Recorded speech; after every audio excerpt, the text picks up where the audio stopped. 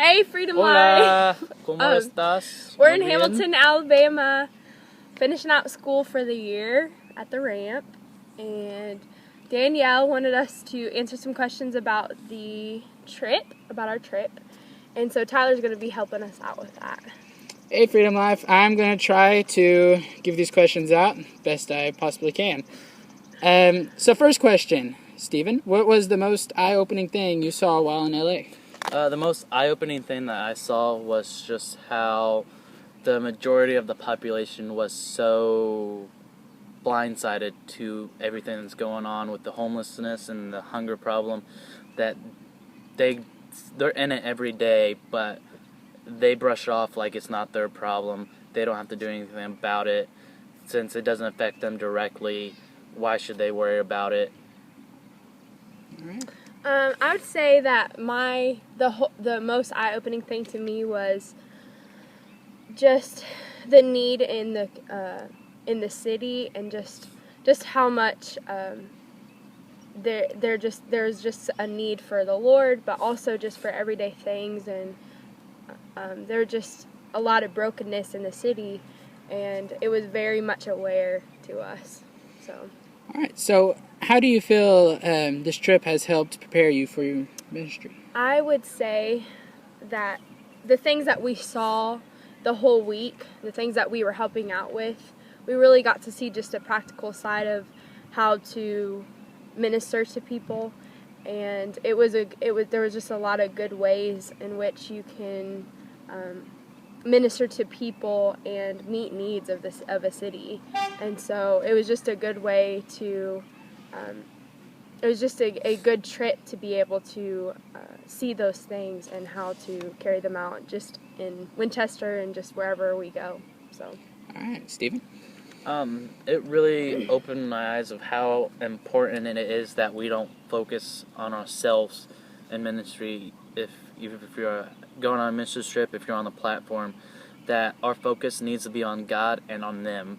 That if we go out there, we don't need to be thinking, all right, I'm going to get myself noticed, I'm going to lay hands on everyone I can, when in reality it's we just need to be there for someone. Yeah. It's our job just to be there. If it's for prayer or if it's for handing out food, whatever their need is, we have to be available to help meet that need.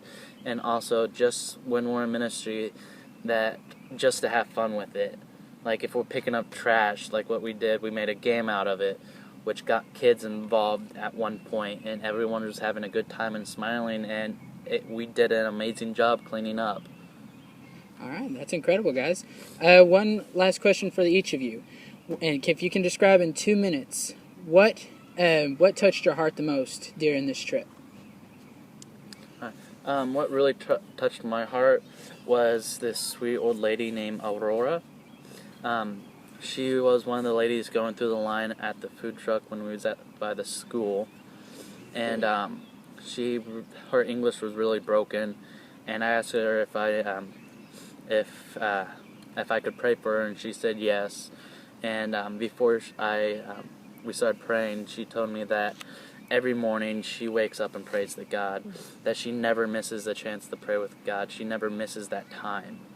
And then when I asked her if there's any needs that I can pray for her with, she asked for health and peace, not for herself, but for the world.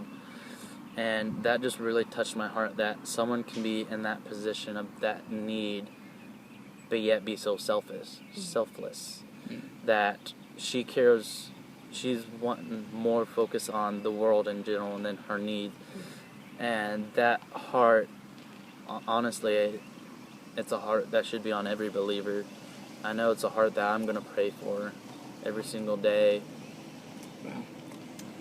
I would say the thing that touched my heart so much was the food truck, definitely doing the food truck, because as we were like sorting things out and stuff, there was beginning to be like this really long line of people and stuff, and a lot of them looked really like they definitely were homeless and needed this food. And so as they were like coming down the line, I kept thinking, like, what if this was the only food that they had for the whole week. And like, especially if they have a family, like what would it be like to go to your children and say, you know, this is all we have for the rest of the week. And it just really impacted me to see that and to know that the Dream Center is helping so many people.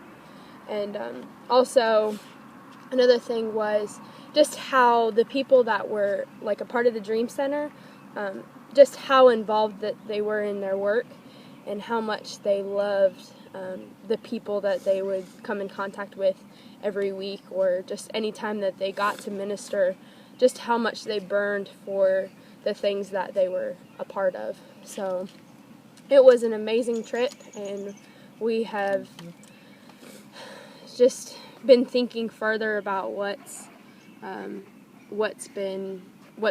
next step is and stuff, as far as that. But it was just an incredible trip, and we were blessed to be able to be a part of it. But we love you guys so much. Love you guys. And we're excited to come home and be a part of the congregation again and be able to pour into Winchester. So we love you guys so much. We're excited to see you. Love you. Bye, everyone. Bye.